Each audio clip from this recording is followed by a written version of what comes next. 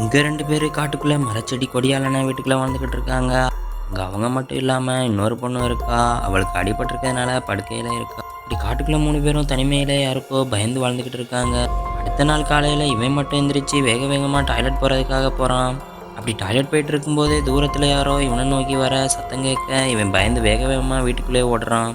அங்க அவன் பயந்து வந்ததை பார்த்த இவரு வெளியே பாக்குறாரு. அங்க சிலர் இவங்க இருக்கிற இடத்த நோக்கி வரதை பார்த்தவரு அங்க இருந்து கிளம்புறதுக்காக எல்லாத்தையும் பேக் பண்ணிட்டு 3 பேரும் பின்னாடி வழியே எஸ்கேப் ஆகி ஓட ஆரம்பிக்கிறாங்க. இப்படி ஓடிட்டு இருக்கும்போதே அந்த பொண்ணுக்கு அடிபட்டு இருக்கிறதுனால ஓட முடியாதுங்கிறதுனால அங்கிருந்த சேஃப்டி டேங்க்ல 2 பேரையும் தள்ளி விட்டுட்டு சேவ் பண்ணிடுறாரு.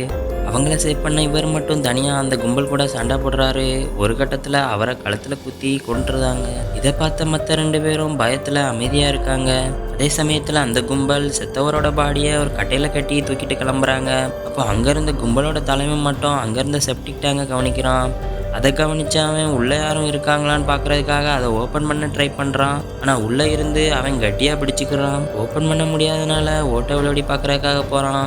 ஆனா அந்த ஸ்மெல் தாங்க முடியாம அங்கிருந்து கிளம்பிடுறான்.